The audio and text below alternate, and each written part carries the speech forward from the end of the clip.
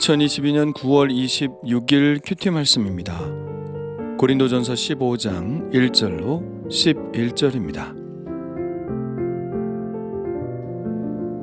이제 새로운 주제로 넘어가는데요. 바로 죽은 사람들의 부활에 대한 문제입니다. 고린도 교회에는 죽은 사람의 부활에 대해서 의심하는 사람들이 있었습니다. 12절에 이렇게 나와 있죠. 그리스도께서 죽은 자 가운데서 다시 살아나셨다 전파되었거늘 너희 중에서 어떤 사람들은 어찌하여 죽은 자 가운데서 부활이 없다 하느냐. 놀라운 것은 이것이 불신자들의 질문이 아니라는 것입니다. 예수를 믿는다고 하는 사람들의 질문입니다. 부활을 믿지 못한다면 어떻게 예수를 믿는다는 건지 이해할 수 없습니다. 바울도 그랬던 것 같습니다. 그래서 19절에 이렇게 말하고 있죠. 만일 그리스도 안에서 우리가 바라는 것이 다만 이 세상의 삶뿐이면 모든 사람 가운데 우리가 더욱 불쌍한 자이리라.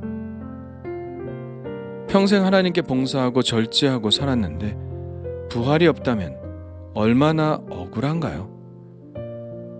초등학교 6학년 때 적금이란 걸 처음 알고 용돈을 모아 열심히 부어서 적금을 탔습니다. 그리고 그걸 건축 헌금으로 다 드렸죠. 그때 그것이 얼마나 자랑스러웠는지 모릅니다. 그런데 그것이 헛것이 된다면 우리 그리스도인들처럼 불쌍한 사람이 어디 있을까요? 그런데 생각해보면 반대로 부활이 있다면 더 나쁜 상황을 맞이하게 될 사람들이 있죠. 부활의 삶이 있을 줄 알았다가 없으면 그저 좀 실망할 뿐인데 만일 없는 줄 알고 안 믿었다가 부활이 정말 있다면 그건 더할 나위 없는 낭패입니다. 우리의 경우 최악은 그냥 이 세상으로 끝나는 것이지만 불신자들의 경우 최악은 지옥에 가는 것이니 더 심각한 것이죠. 어떻게 생각해보면 현명하게 생각하는 사람들은 당연히 예수를 믿을 것입니다. 그것이 최악을 막는 길이죠. 부활이 없다면 조금은 억울하겠지만 불신자들이 지옥 가는 것보다는 우리는 훨씬 덜 불행한 길을 선택한 것입니다.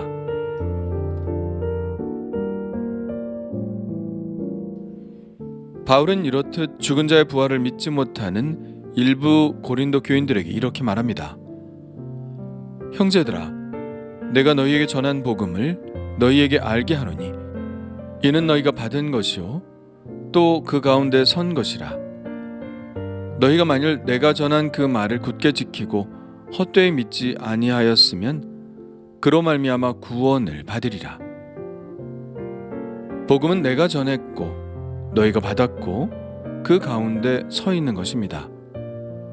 이 복음을 굳게 지키면 구원을 받는 것, 그것이 복음입니다. 그렇다면 그 복음의 구체적인 내용은 무엇일까요? 3절과 4절을 볼까요? 성경대로 그리스도께서 우리 죄를 위하여 죽으시고 장사 지낸 바 되셨다가 성경대로 사흘 만에 다시 살아나사. 복음의 내용은 바로 십자가와 부활입니다. 여기서 성경대로라는 말은 당연히 구약 성경을 가르칩니다. 구약 성경에는 예수 그리스도께서 우리 죄를 위하여 죽으실 것에 대해 말씀하셨죠. 그가 찔림은 우리의 허물 때문이요 그가 상함은 우리의 죄악 때문이라. 그가 징계를 받음으로 우리가 평화를 누리고 그가 채찍에 맞음으로 우리는 나음을 받았도다.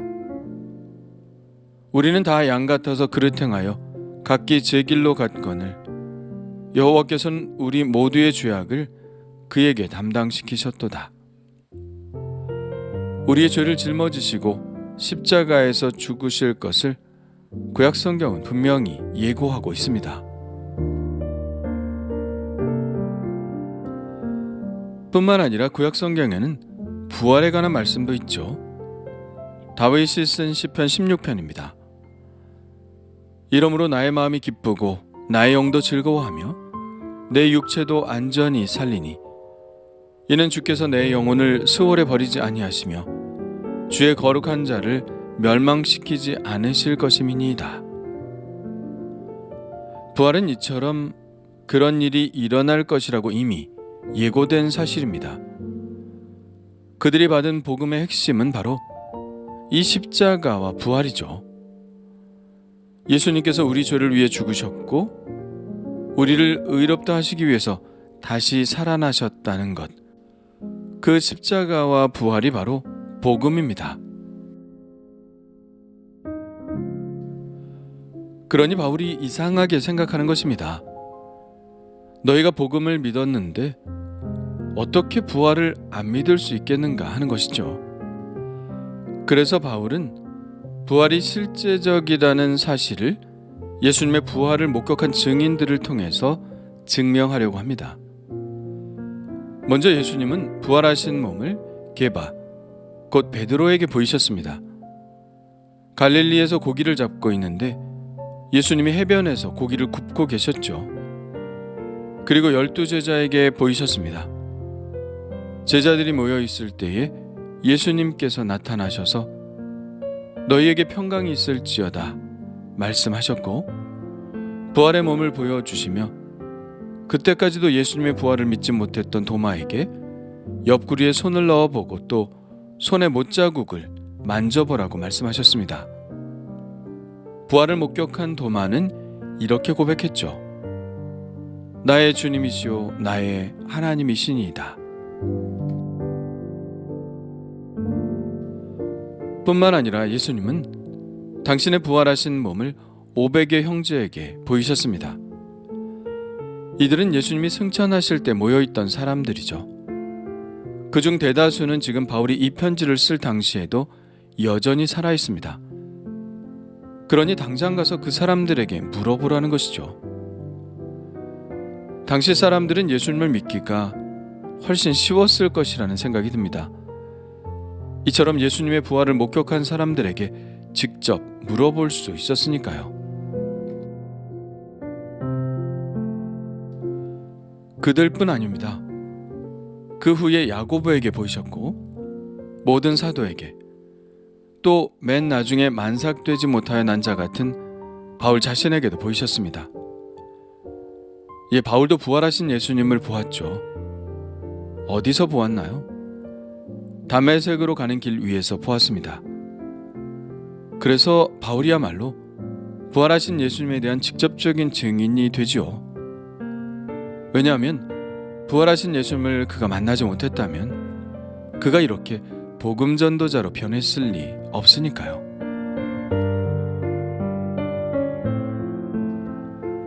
바울은 이 대목에서 하나님의 은혜를 찬양하고 있습니다.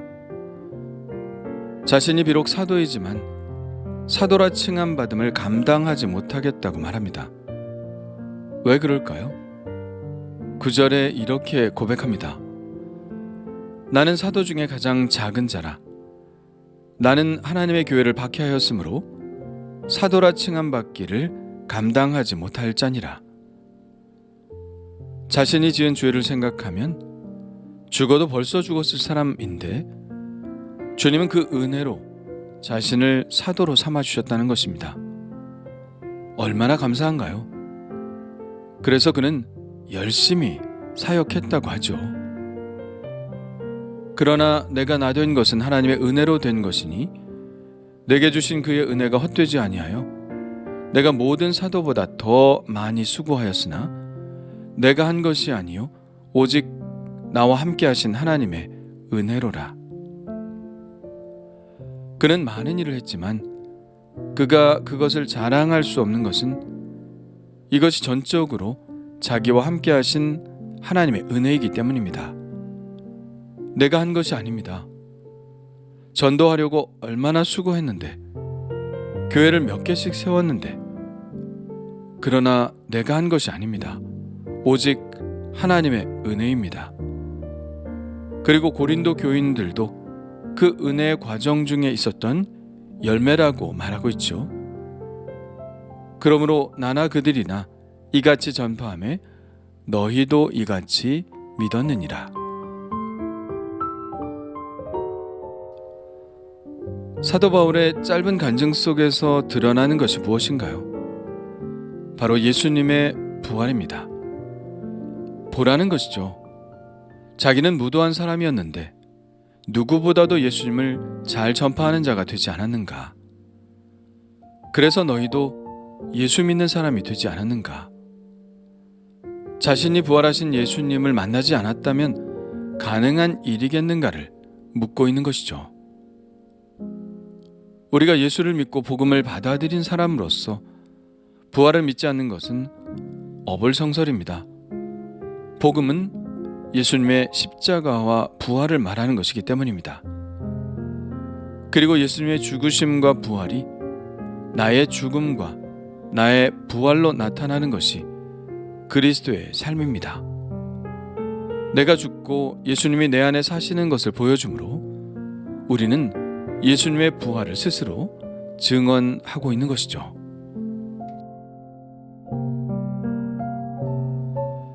많은 사람들이 예수님이 어디 있냐고 물어봅니다. 나는 어떻게 대답할 수 있을까요? 바울처럼 나를 봐라. 내가 예수님이 살아계신 증거다. 예수님이 안 계셨다면 내가 있을 수 없다. 예수님이 계셨기 때문에 지금까지 내가 있는 것이다. 과거에는 내가 함부로 살았지만 내가 변했다. 살아계시고 나와 함께 하시고 내 기도를 들으시고 나를 위로하시고 그 예수님을 나는 지금 경험하고 있다. 그러니 너도 예수를 믿어라. 이렇게 바울처럼 나의 삶으로 예수님을 증언하는 사람이 되기를 간절히 원합니다.